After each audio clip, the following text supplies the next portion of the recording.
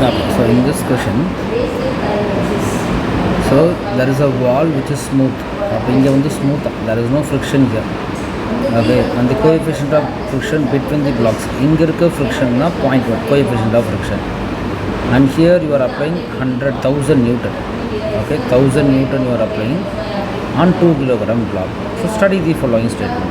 First, normal force of interaction between the blocks is 1000 Newton. Is it correct? Okay, is this correct? First, you can draw free body diagram for 2 kilograms. இந்த 2 கிலோகிராமுக்கு free body diagram வந்து என்ன வரும்? கீழே கண்டிப்பாக 2G act ஆகும். Here this two surfaces have friction. அப்போது here 2G will act down. So definitely there will be friction force acting here. கரெக்டாக friction static friction also. அப்போ here this will apply some force on 5. So 5 will apply some force on N. So that is nothing but your normal force, that is N. Okay, அதுக்கப்புறம் நம்ம இங்கே apply பண்ணுற force இந்த பக்கம் இருக்காரு.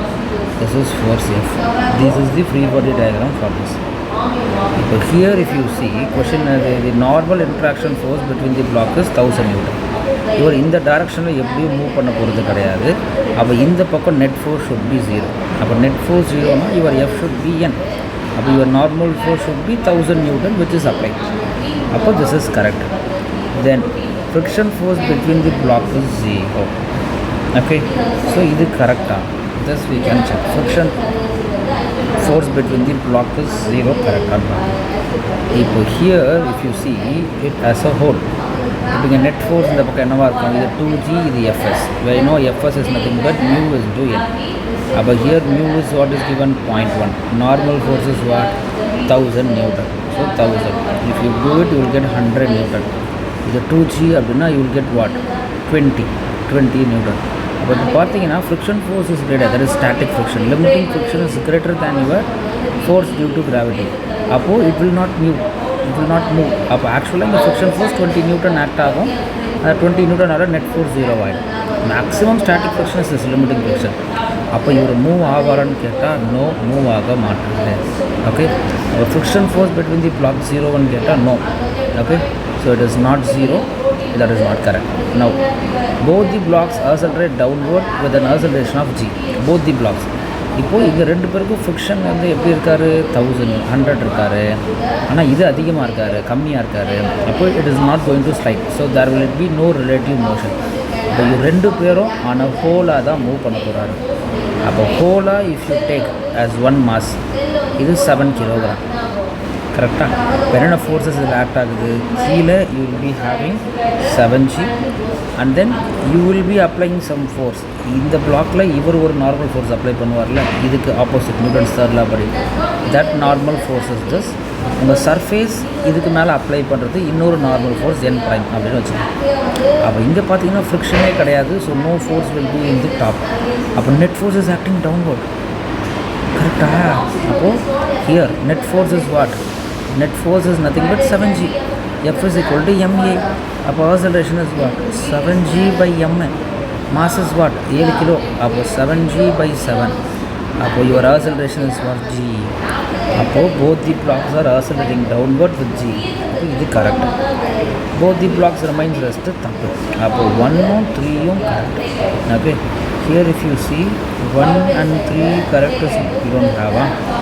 So 1 is 3 is correct, 100% sure. So 3 here we have one option, here we have one option. Okay, so out of this two, anyone should be the correct one. We made some mistake here, we can check it once again. Here we missed one thing. இந்த ரெண்டு சர்ஃபேஸுக்கும் நடுவில் இருக்க friction தான் this 100 Newton. அப்போது இந்த 7 kilogram if you C, okay I will take this 5 kilogram. Okay, இந்த 5 kilogram நம்ம பார்த்தோம்னா what are the forces will be acting? Here will be having 5G. இங்கே ஃப்ரிக்ஷன் கிடையாது, ஆனால் இங்கே ஃப்ரிக்ஷன் இருக்கும்ல, திஸ் ஃப்ரிக்ஷன் வில் ஆக்ட் அப்பா. This friction force is what? 100 Newton we got. This is 100 Newton. கரெக்டா? அப்போ here this 5 kilogram block if you see, this is 50 Newton, this is 100 Newton. அப்போ still your friction force here is right. இங்கே friction இல்லை, correct. ஆனால் இங்கே friction இருக்குல்ல, that friction force is less, sorry high than your mg. அப்போ ஆக்சுவலாக இது நடக்கவே நடக்காது. Okay, what we did here is wrong, this is wrong. Okay, அப்போது இந்த 5Gயும் கீழே மூவ் ஆக மாட்டார், உங்களுடைய இந்த 2Gயும் கீழே மூவ் ஆக மாட்டார். ரெண்டு பேருக்குமே ஃப்ரிக்ஷன் ஃபோர்ஸ் வந்து அதிகம், மேலே இருக்க ஃபோர்ஸு. அப்போது this is wrong actually what we did. Okay, because we missed this friction force. அப்போது இங்கே பொறுத்த வரைக்கும் இந்த ஸ்டேட்மெண்ட் தப்பு. Okay, this statement is correct. So your answer would be your 1 and 4. So this is what correct is. Okay, here everything is correct. Here we missed friction force. இந்த 7Gல 2 கிலோகிராமில் ஒரு friction இங்கே act ஆகும், இன்னொன்று இங்கே act ஆகும். ரெண்டுத்தையும் பார்த்தீங்க அப்படின்னா this is nothing but 100 Newton, but this is 70 Newton. So this will not move. We missed this friction here. Okay, so the answer is option 4.